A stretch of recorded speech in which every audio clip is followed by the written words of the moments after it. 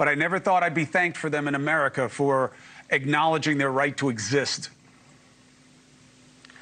I never thought that there would be 50 hostages still in captivity 648 days later. I never thought on the streets of New York City people would be screaming about globalizing the Intifada. And unfortunately, anti-Jewishness, anti-Semitism, anti-Zionism is at an all-time high. Loathsome actor Michael Rapaport went on Chris Cuomo's show to spew nonsense. But I think a lot of it has to do with the fact that we are the last acceptable people to openly, outwardly, aggressively, passionately hate.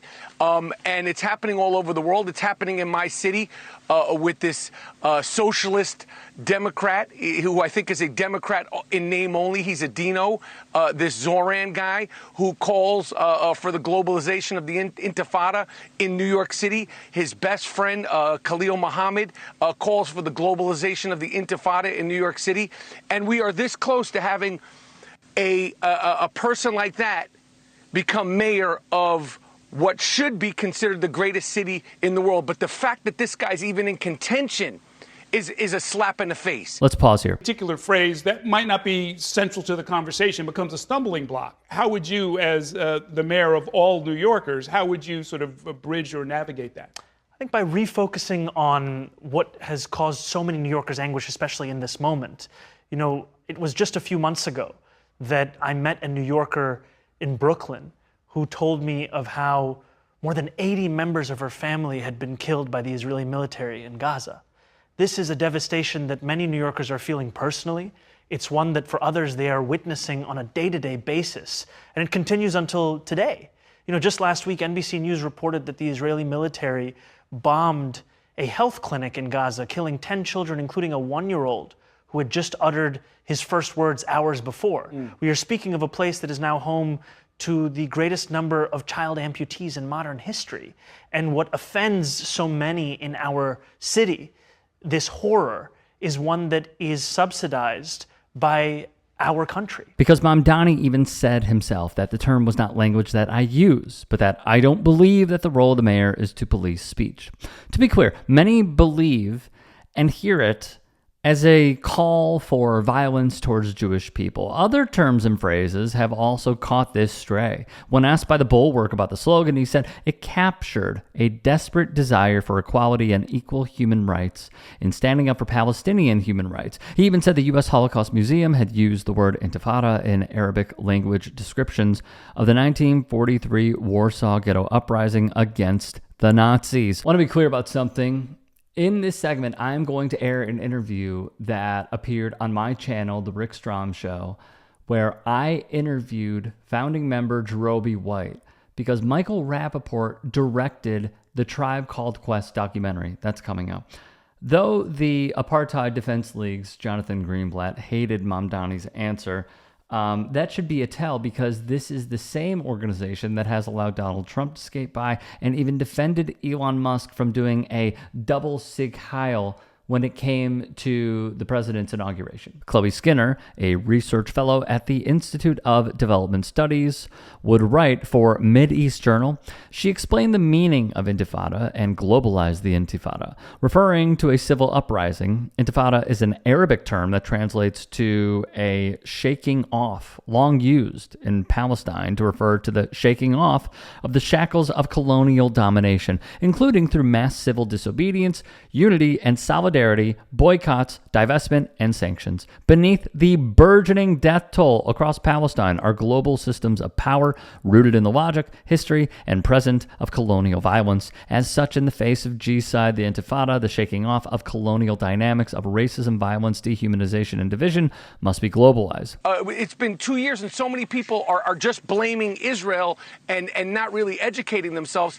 And the reality of the situation is it takes two to tango. And I guarantee you all these people that want to talk about Israel and all that stuff and Zionist this and Zionist that, Zionism simply means the right for Israel to exist as a sovereign nation. I wish that word never, ever was conjured up, because it sounds like some exotic plant or some exotic way of thinking. It simply means that Israel has the right to exist. And all these people on these college campuses, they would love to live in Israel before they would love to live in any one of these countries that we've been talking about, let alone in Gaza. Pause once more. Furthermore, Judaism and Zionism are not the same. Judaism is a revealed religion. Zionism is a political ideology. The Business Standard adds, Judaism is a religion and cultural identity that has evolved over millennia, while Zionism is a political ideology centered on the establishment and preservation of a Jewish state in Israel.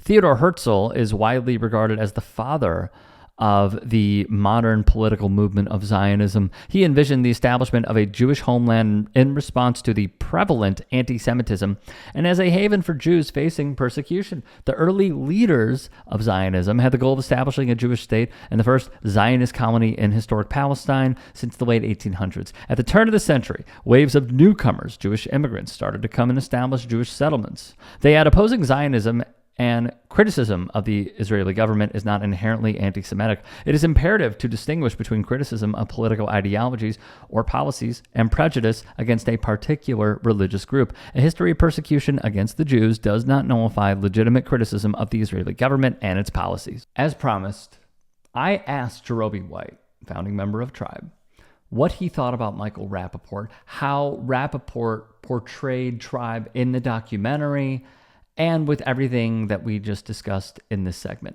Enjoy. When it did come out, what was the group's reaction? We were pissed. That's why we had so much drama around the releasing of that movie and all that stuff. Because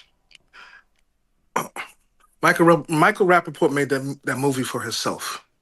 Okay? Tribe fans don't want to hear that bull. They want to hear how we looped up this. What record did we use for that? Like, they want to hear that. We're nerds.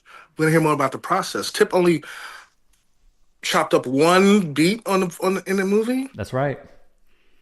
Like one in the movie. Tribe fans don't want that. They want to hear how we did the processes and stuff. So you think he is an opportunist?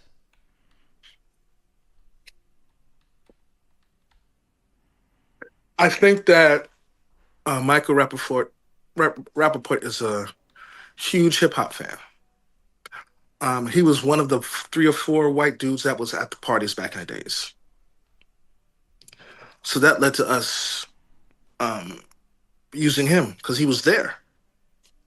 There were other people who wanted to direct the movie, but I was like, maybe they would have been more qualified and made a better product, but they weren't there. We gave Rapaport the edge because he was there.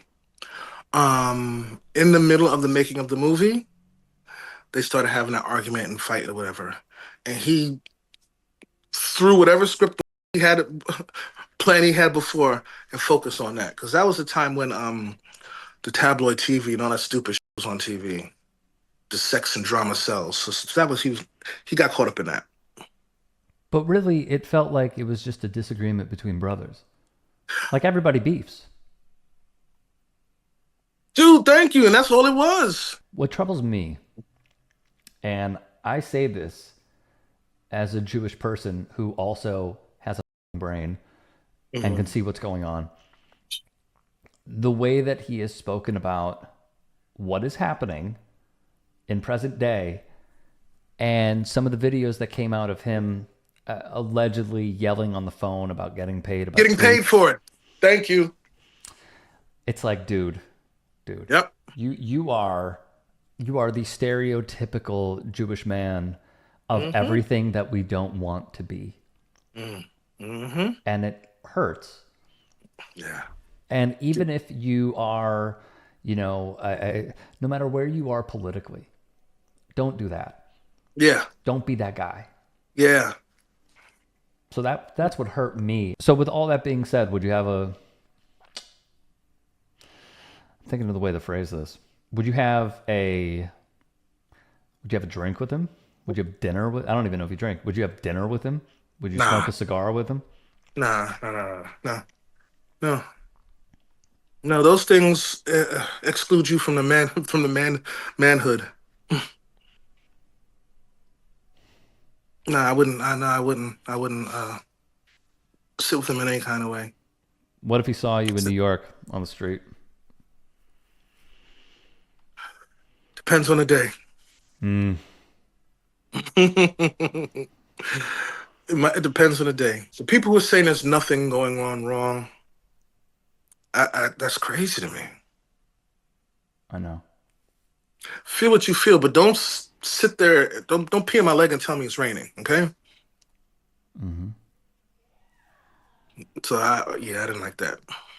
A lot of people that I love dearly, between Trump and this Zionist movement stuff, I've lost a lot of friends, man. Yep. It's crazy. Like people I've known for 20 years and more. Like I'm like, wow, this is who you really are. It's really troubling.